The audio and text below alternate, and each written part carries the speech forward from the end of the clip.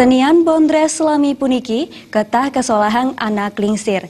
Nanging ring panglimbak ipun kesenian puniki taler kesenengin Yohana santukan keanutang sareng panglimbak zaman.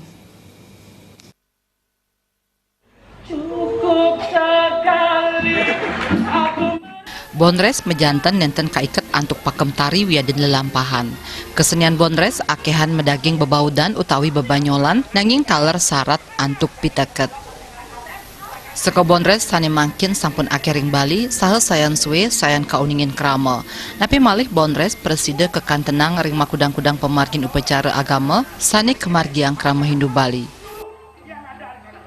Walaupun beda dulu dengan sekarang. Kalau dulu tidak ditunjuk, tidak mau, kan? Tidak mau menampilkan diri. Kalau itu dulu ya. Kalau sekarang ini kita sebagai pelaku seni sangat bersyukur, sangat antusias tinggi dengan semangat anak-anak muda terutama sesuai dengan kriteria yang disuguhkan kepada kita 17 sampai 30 tahun. Nah, itu sangat bagus untuk perkembangan seni ke depannya. Terutama seni Bondres. Karena apa? Kita nyopot pemain itu walaupun mereka tidak ada dasar sekolah seni, tidak ada keturunan seni, mereka berkesempatan tampil di pesta kesenian Bali.